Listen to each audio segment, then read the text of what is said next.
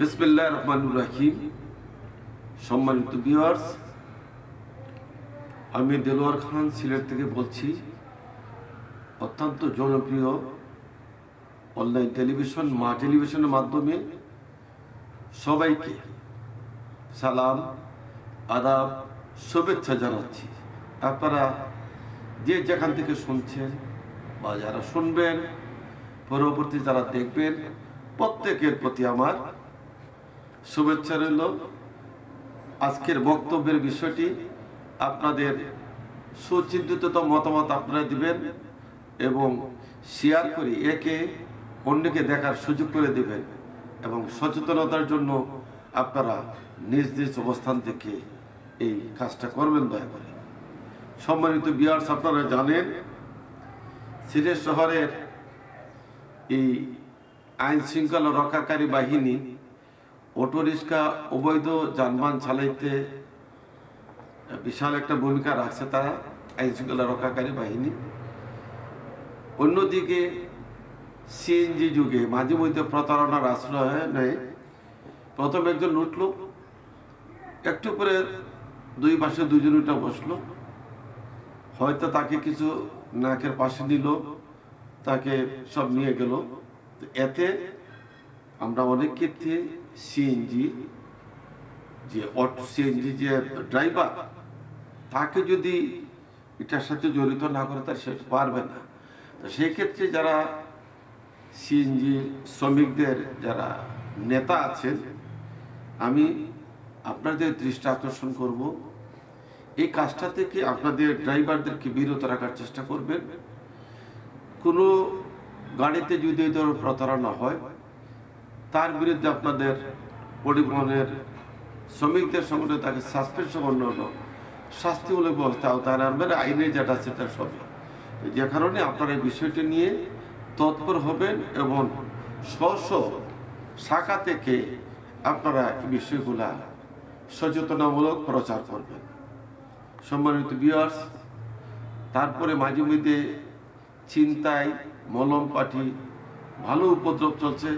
অনেকে থানায় যায়, অনেকে থানায় যাচ্ছে না। দিকে সর্বোচ্চ গেছে, ঠিক আছে।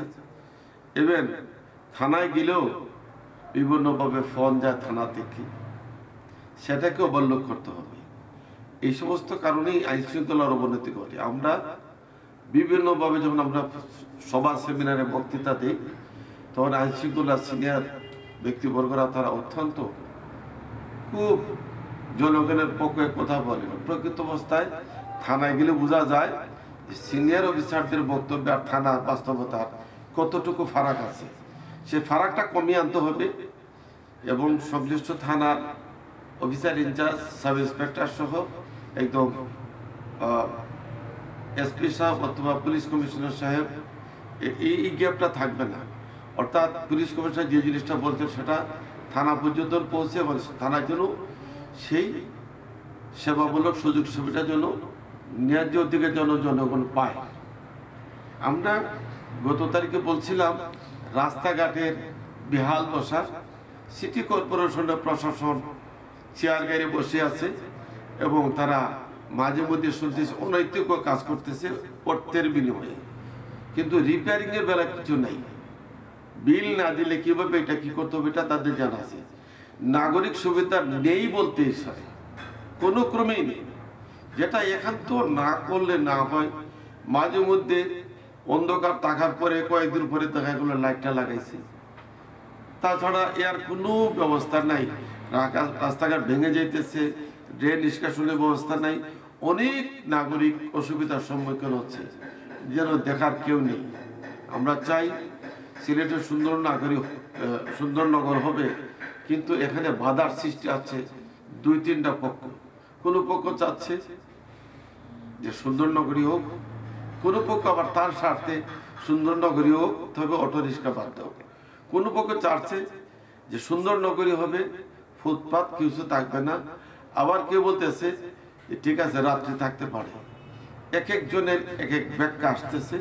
এতে সচেতন যারা সচেতন নাগরিক অথবা এই যারা এই সোশ্যাল সমাজ বলতে যারা আছে, তাদের কথায় কিছু একটা ভিন্নতা পাওয়া যায়, আমরা শুনি। তো সেই ক্ষেত্রে আমরা চাই প্রকৃত অর্থে সিলেট নগরী একটা সুন্দর নগরী হিসাবে গড়ে তোলার জন্য সর্বাত্মক সহযোগিতা সবার দরকার, বিনা স্বার্থে।